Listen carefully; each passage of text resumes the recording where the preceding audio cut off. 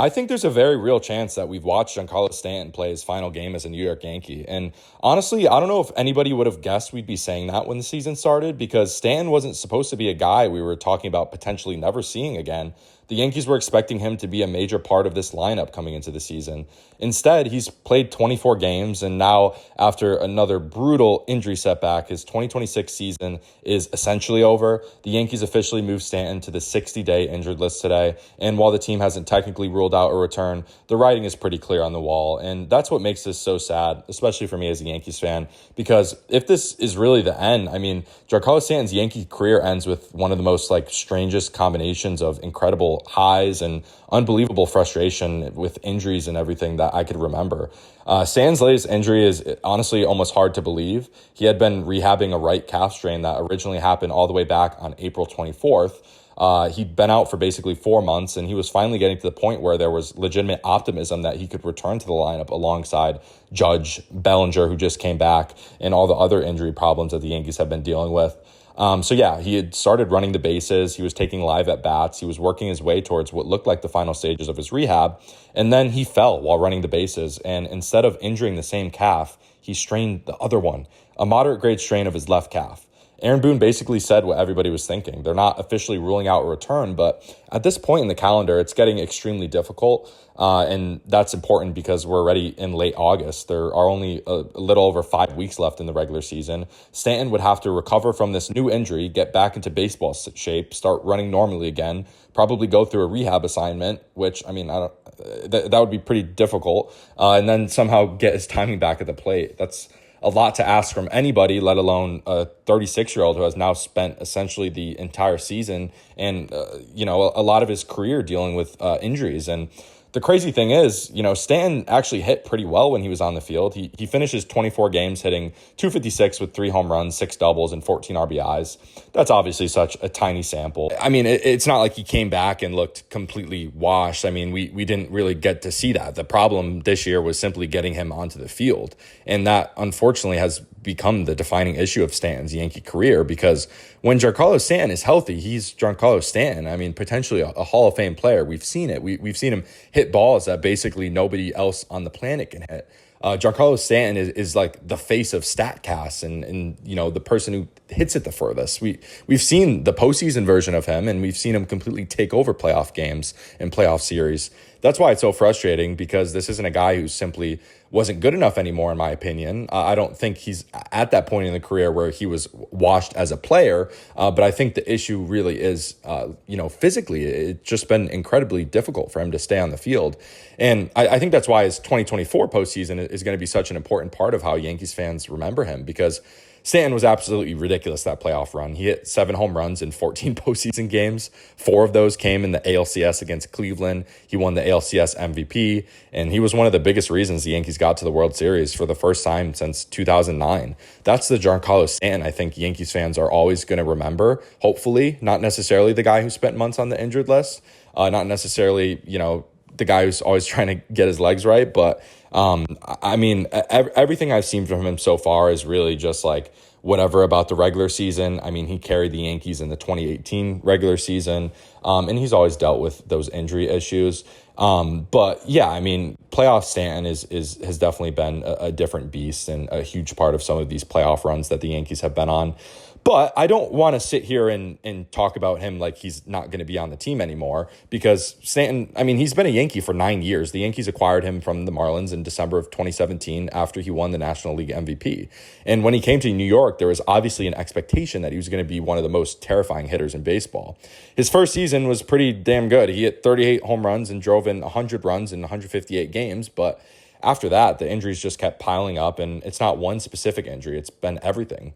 Hamstring problems, quad issues, biceps, knee problems, Achilles issues, ankle inflammation, and now calf issues. He hasn't played a full season since that first year in New York without, some kind of injury. And that's the part that makes this whole thing so difficult, because I actually don't think you could call Stanton a failure as a Yankee. I know that sounds crazy when you look at the contract, but I really don't. Was he healthy enough? Absolutely not. Did the Yankees get the full version of Giancarlo Stanton consistently? No.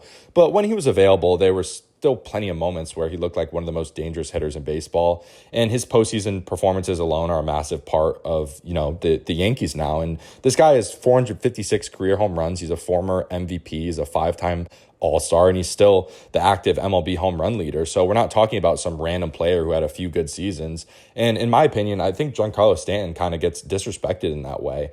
If he is able to come back on the field and play, obviously this season he's probably done. Next year could miss time because of the lockout. Obviously, he still has injuries to come back from and get healthy from, so that's always a question mark. But we're talking about one of the greatest power hitters of this generation, no matter what way you put it. But now comes the really uncomfortable question that I've kind of been hinting at this video. What do the Yankees do with him? Because Stanton is owed $25 million in 2027. And the Yankees have a $25 million club option for 2028 with a $10 million buyout. So you're looking at a pretty significant financial decision. Obviously, the Marlins cover some of that. So do you bring him back and hope he could stay healthy? Do you eat the money and move on? Do you try to find some kind of role where he's essentially your DH against certain matchups?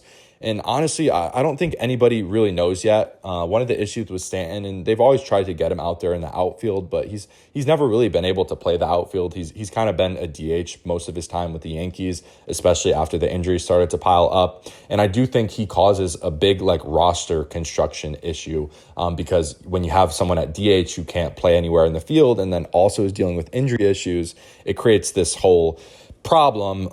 But the latest injury, I think definitely changes some of that conversation on where we're at with Stan, because when Stan was working towards a September return, you could at least imagine him getting healthy and having a role in October.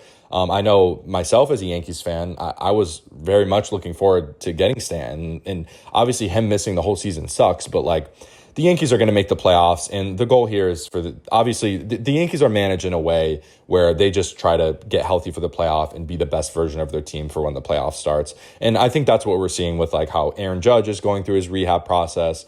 We're starting to see Bellinger come back, and obviously Max Fried just went on the IL, and they're saying he's going to come back after the minimum number of days. Not that it's a phantom IL situation, but I just think they're trying to give him some rest, especially because Rodon was able to come back and take that place in the rotation. So if Stanton doesn't return this season, which I think right now, obviously the Yankees are the favorites to win the World Series out of the American League.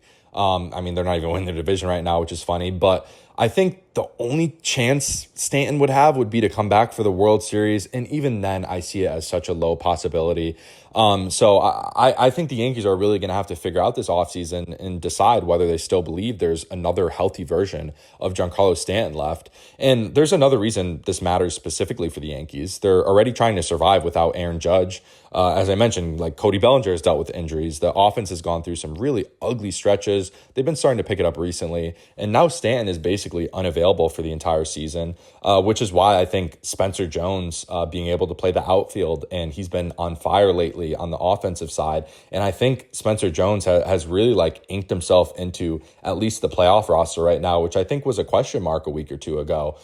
So him doing great is awesome. And he's another guy who's big. I think he's 6'7". He's obviously a power hitter. But we've been seeing speed on the bases from him, and he's been a great addition to this lineup when you've had these three huge names, Bellinger, Judge, and Stanton, that we're supposed to give this lineup a completely different level of power, for the whole season and down the stretch. And even though the Yankees have managed to stay near the top of the American League, there's no question that this team would look completely different if you could just magically put healthy versions of Judge, Bellinger, and Stanton in that lineup. That's really what makes Stanton's absence so frustrating. It's not like the Yankees have another guy who does exactly what he does, right? Spencer Jones could be that guy, but you can't really replace Giancarlo Stanton. You can't replace his at-bats. You can't replace the threat of, this huge jack guy who could hit a baseball 120 miles per hour.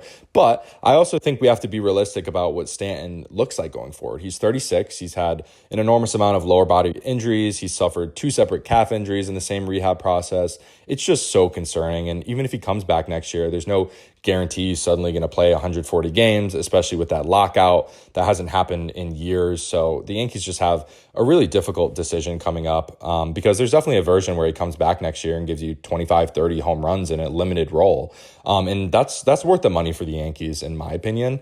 But honestly, I don't know like what version of Stanton we're going to get when he comes back. But either way, I think Yankees fans should definitely appreciate what Stanton did here. I'm really hoping this isn't his last game as a Yankee. I personally don't think it is, but I do think that the whole premise of this video really is to just like question what the next steps are for Giancarlo Stanton. But nothing's official yet, but I'm just starting to wonder, did Giancarlo Stanton play his final game in pinstripes? Because if we did, it's just a pretty weird way for one of the most physically gifted hitters of our generation to end his Yankees career. But we'll see what happens. Let me know what you guys think in the comments. Like, do you think the Yankees should just cut Stanton and eat the money and part ways with him? Or do you think there's still a world where Giancarlo Stanton is on this team in 2027 and in 2028? Anyways, I hope you guys enjoyed this video. If you're still watching at this point, might as well subscribe.